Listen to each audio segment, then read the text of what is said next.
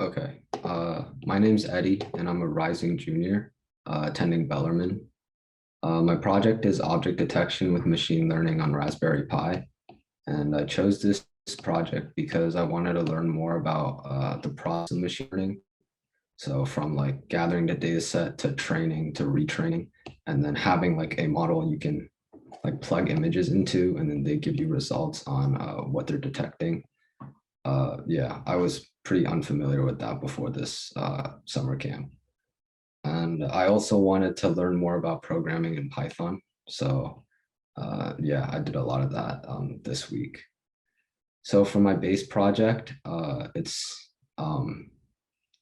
just wanted to be able to take a photo with my Pi camera on my Raspberry Pi and then send it to NanoNets, which is the website Sihan showed, and then get back a JSON file and then draw a bounding box over it and then display the original image, but with the bounding box over people like detected in the image.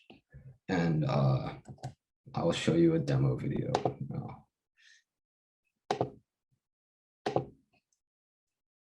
Okay. So this is my Raspberry Pi, and then I'm just scrolling through the code. And once I press run in the terminal on the bottom, you will be able to see a person detected. That's when it takes a photo and recognizes that there's a person in it, and then it's processing the information to draw the box around it.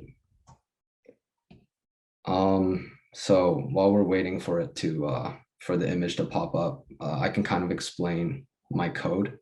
So API call is a function that that takes a photo from a folder in the Raspberry Pi and then sends it to NanoNets and then returns a JSON file.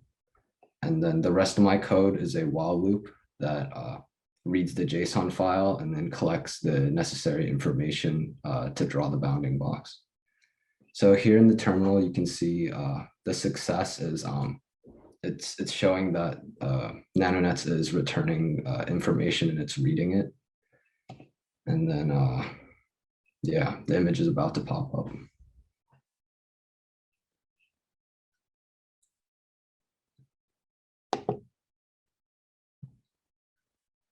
And Eddie, you use OpenCV for this, right? Yeah, I did use OpenCV, which is one of my challenges because OpenCV has a lot of exclusive commands that I had to learn, and I had to learn the parameters of many of those commands when writing my Python script.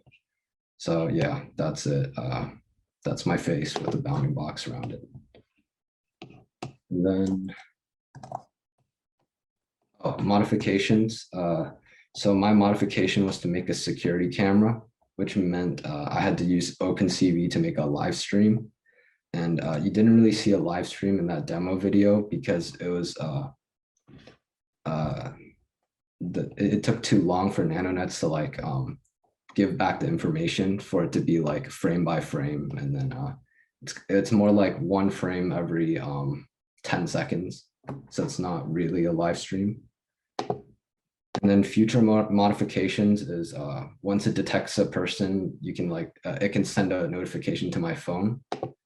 And one issue of my model is that sometimes it can draw two boxes on one person because I didn't really set a threshold for like what percent NanoNets is sure it's a person. So sometimes NanoNets could say that like this could be a person, like we're 20% sure. And since I didn't set a threshold, like it would just draw it anyways.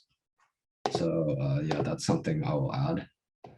And the most difficult part of the project was definitely writing and debugging the Python script because keeping track of all of the variables and also the new commands from OpenCV were confusing in the beginning.